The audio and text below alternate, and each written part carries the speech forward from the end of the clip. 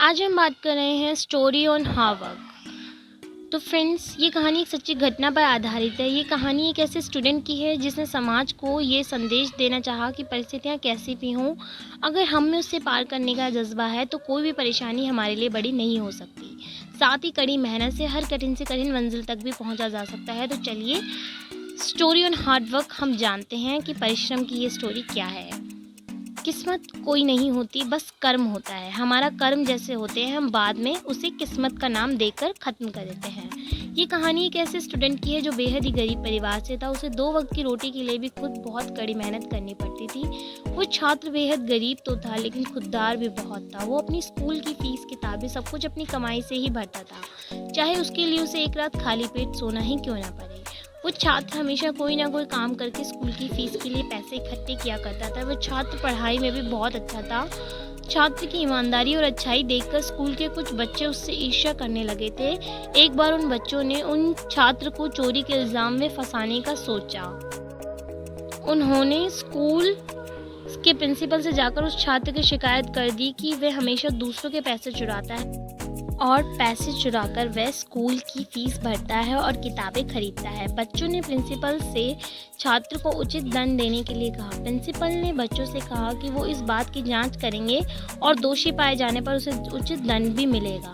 Principal ने छात्र के बारे में पता लगवाया तो उन्हें मालूम पड़ा कि वो छात्र स्कूल के बाद खाली समय में माली के यहाँ सिंचाई का काम करता है।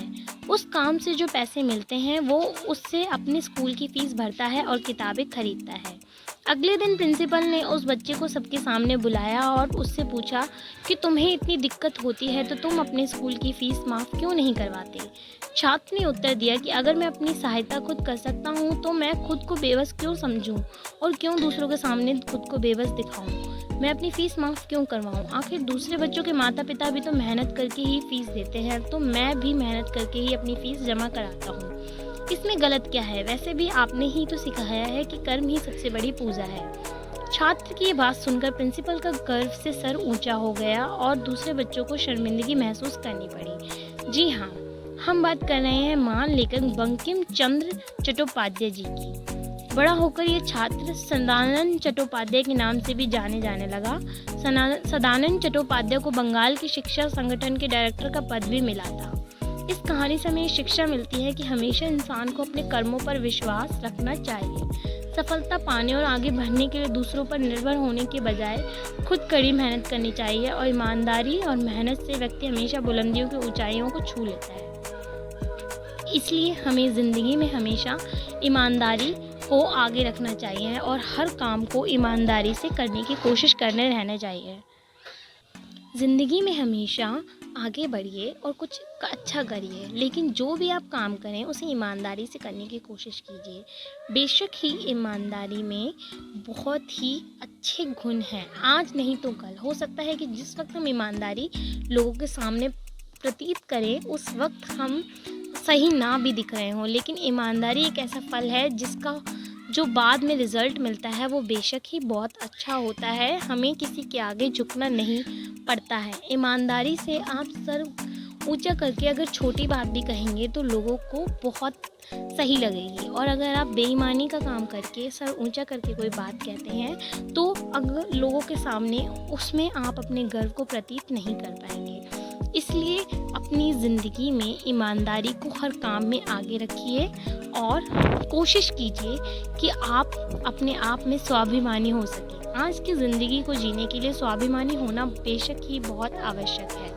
अगर आप स्वाभिमानी नहीं हो सकते हैं, स्वाभिमानी नहीं रहेंगे तो ज़िंदगी में आपको हो सकता है बहुत सी चीज़ों के सामने करने पड़े और आप उसमें झुककर बिना अपनी मर्ज़ी के उन फैसलों को मान भी लें। लेकिन अगर आप अपनी ज़िंदगी में अपने कुछ फैसलों को अपने दम पर लेते हैं और अपने दम पर करते हैं तो ज़िंदगी में आपको कभी आगे पछताना भी पड़ेगा, तो उसके लिए आप खुद रिस्पॉन्सिबल मानेंगे और उसका सॉल्यूशन निकाल पाएंगे। लेकिन अगर आप किसी और के लिए पर चलते हैं तो ज़िंदगी में आप आगे शायद पछताएँ और सोच भी ना पाएँ कि मैं इस सिचुएशन को कैसे सॉल्व करूँ या कैसे हैंडल करूँ। क्योंकि दूसरे का लिया फ़ैसला, जब वो आपका फ़ैसला लेता है वो वहीं तक ही आपके साथ रहता है। लेकिन अगर आप अपना फ़ैसला लेते हैं तो आपको खुद पता होता है कि आप आगे भी इस फ़ैसले में कैसे और क्या कर सकते हैं अपने लिए।